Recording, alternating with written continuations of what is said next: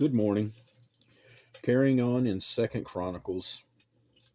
So grab your Bibles and read along with me, if you will. We're going to read chapters 3 through 5 this morning. So let's get started. Chapter 3.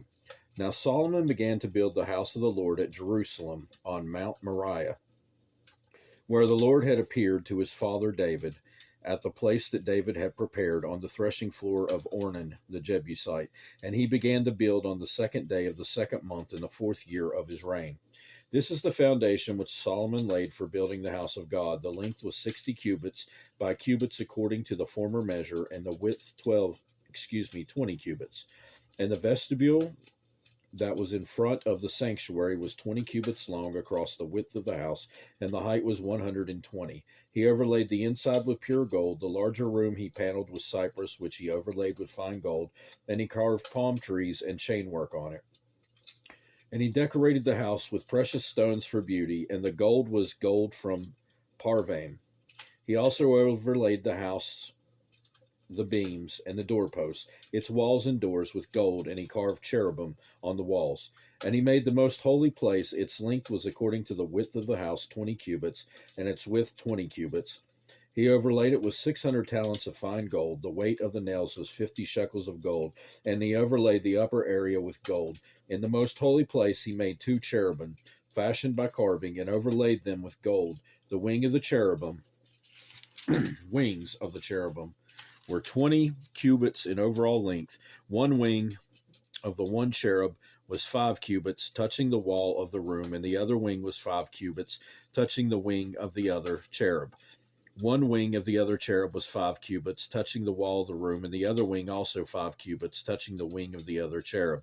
The wings of the cherubim spanned 20 cubits overall.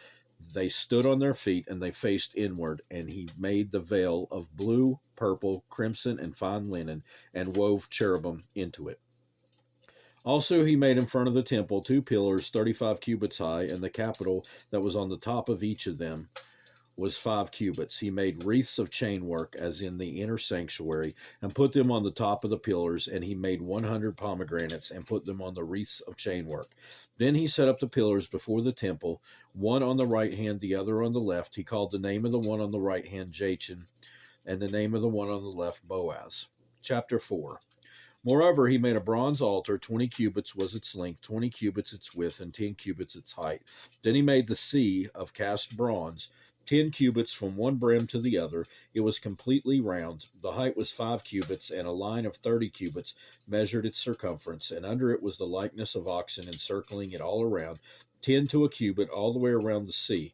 The oxen were cast in 2 rows. When it was cast, it stood on 12 oxen, 3 looking toward the north, 3 looking toward the west, 3 looking toward the south, and 3 looking toward the east. The sea was set upon them, all their back parts pointed inward. It was a handbreadth thick, and its brim was shaped like the brim of a cup, like a lily blossom. It contained 3,000 baths. He also made 10 lavers, and put 5 on the right side, 5 on the left, to wash in them such things as they offered for the burnt offering. They would wash in them, but the sea was for the priests to wash in. And he made 10 lampstands of gold according to their design, and set them in the temple, 5 on the right side, 5 on the left. He also made 10 tables, and placed them on the temple, 5 on the right side, 5 on the left. And he made 100 bowls of gold. Furthermore, he made the court of the priests and the great court, and doors for the court, and he overlaid these doors with bronze. He set the sea on the right side toward the southeast. Then Hiram made the posts and the shovels and the bowls. So Hiram finished doing the work that he was to do for King Solomon for the house of God, the 2 pillars and the bowl-shaped capitals that were on the top of the 2 pillars, the 2 networks covering the 2 bowl-shaped capitals which were on top of the pillars, 400 pomegranates for the 2 networks, 2 rows of pomegranates for each network, to cover the 2 bowl-shaped capitals that were in the pillars.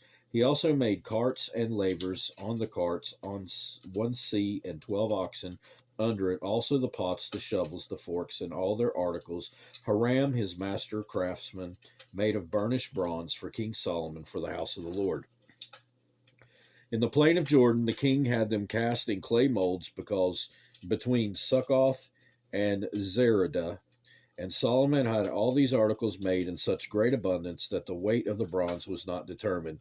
Thus Solomon had all the furnishings made for the house of God, the altar of gold, the tables on which was the showbread, the lampstands with their lamps of pure gold to burn in the prescribed manner in front of the inner sanctuary, with the flowers and the lamps, and the wick trimmers of gold, of purest gold, the trimmers, the bowls, and the ladles, and the censers of pure gold.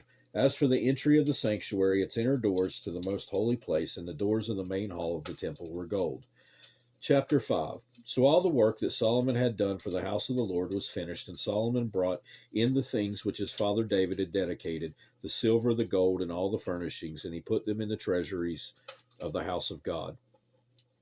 Now Solomon assembled the elders of Israel and all the heads of the tribes, the chief fathers of the children of Israel, in Jerusalem, that they might bring the ark of the covenant of the Lord up from the city of David, which is Zion. Therefore all the men of Israel assembled with the king at the feast, which was at the 7th month. So all the elders of Israel came, and the Levites took up the ark. Then they brought up the ark, the tabernacle of meeting, and all the holy furnishings that were in the tabernacle. The priests and the Levites brought them up. Also King Solomon and all the congregation of Israel, who were assembled with him before the ark, were sacrificing sheep and oxen that could not be counted, unnumbered or numbered for multitude. Then the priests brought in the ark of the covenant of the Lord to its place into the inner sanctuary of the temple, to the most holy place, under the wings of the cherubim. For the cherubim spread their wings over the place of the ark, and the cherubim overshadowed the ark with its poles. The poles extended so that the ends of the poles of the ark could be seen from the holy place in front of the inner sanctuary, but they could not be seen from outside. And they are there to this day. Nothing was in the ark except the 2 tablets which Moses put there at Horeb, when the Lord made a covenant with the children of Israel when they had come out of Egypt. And it came to pass, when the priests came out of the most holy place, for all the priests who were present had sanctified themselves without keeping to their divisions.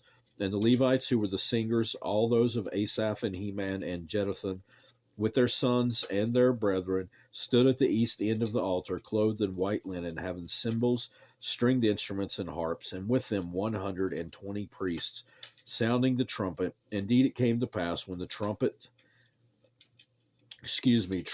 and singers were as one, to make one sound to be heard in praising and thanking the Lord.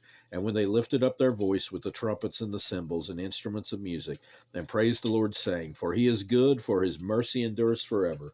That the house of the Lord was filled with a cloud, so that the priests could not continue ministering because of the cloud, for the glory of the Lord filled the house of God. And that'll do it for this time. Please read your Bibles for yourselves.